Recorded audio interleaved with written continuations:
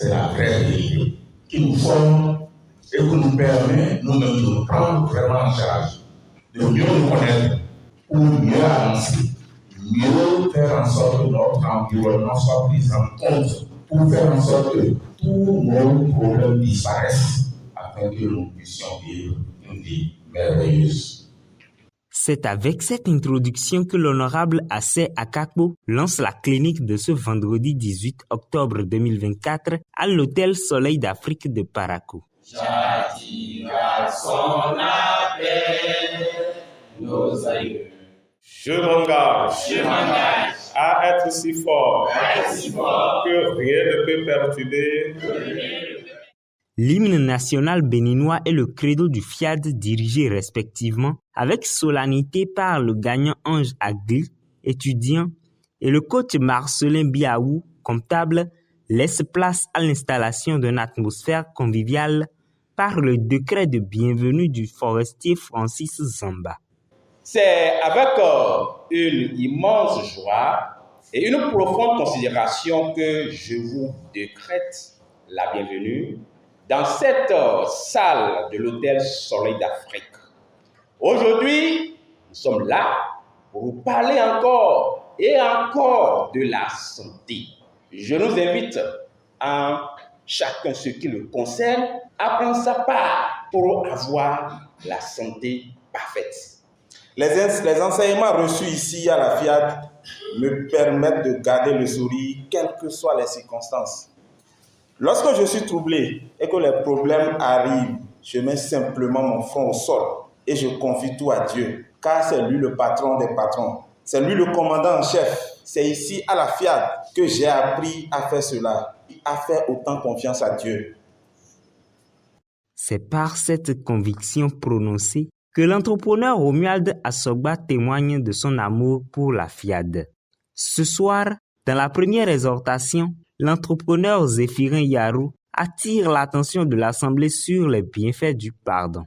Le pardon est un renoncement à la punition d'une faute commise, à la vengeance d'une offense. C'est aussi cesser d'entretenir la rancune à l'égard d'une personne qui nous a offensés. Pour y parvenir, il faut chercher et regarder le côté ensoleillé de la situation. Il a toujours un point lumineux, quelque part, que tu te forceras à trouver et qui t'amènera sans doute à renoncer à une quelconque punition ou vengeance. Et tu verras sans doute que ton visage s'illuminera. Le coach Gomina, à sa suite, exhorte les participants à développer une attitude d'apprentissage et d'application des enseignements donnés.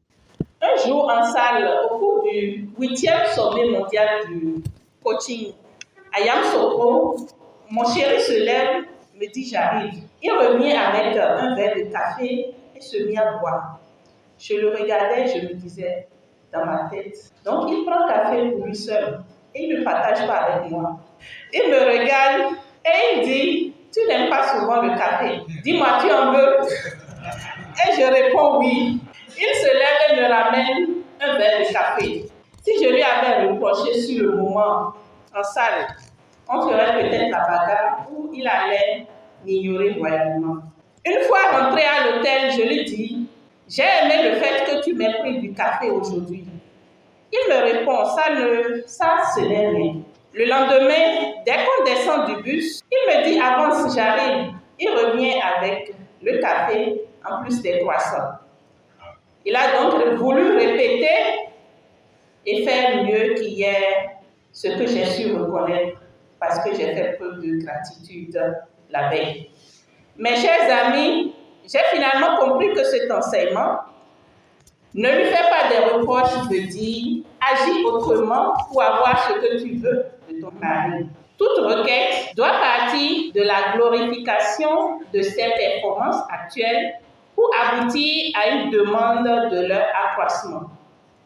Maintenant, je comprends que les reproches amplifient, c'est-à-dire augmentent le comportement dont je me plains. La découverte de la clé numéro 4 de santé totale s'opère avec le chirurgien orthopédiste Omar Dadjo. La clé numéro 4 dit qu'il faut faire la marche et qu'il faut faire les mouvements du corps. beaucoup de gens vont sûrement se poser la question de savoir ce que la marche vient faire dans santé. Ça veut dire simplement que le mouvement, c'est la vie. Si vous ne bougez pas, vous êtes en train de mourir progressivement. Vous êtes en train de gâter progressivement les organes de votre corps. Partout où il n'y a pas de mouvement, il y a stagnation. Et partout où il y a stagnation, les choses commencent par se gâter progressivement. Il en est de même pour notre organisme. Si rien n'est utilisé, ça se gâte progressivement. Si vous commencez par utiliser, ça devient de plus en plus jeune. Alors, pour rester jeune, tout ce que nous demandons, c'est de faire au moins 30 minutes de marche par jour. Le coach Simplice Lokondé, censeur du CEG Hubert Kutuku Maga, dirige l'appel à contribution. Lorsque nous semons, ce que nous avons en poche, lorsque nous la prenons, que nous la donnons, en retour, qu'est-ce que nous récoltons? Nous avons la paix du cœur, nous avons la santé, nous avons la réussite, nous avons le succès, nous avons la prospérité. Tout ce que nous voulons, nous l'obtenons. Après une programmation intense dirigée par l'enseignant Cora Kadri, ils partagent une collation avant de se séparer, se donnant rendez-vous le vendredi prochain.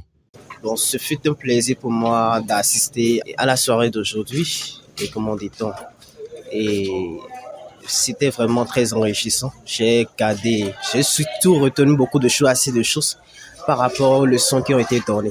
J'ai retenu surtout que vraiment il faut faire des activités sportives pour se maintenir en forme, pour permettre aux muscles de bien se développer et de permettre leur élasticité.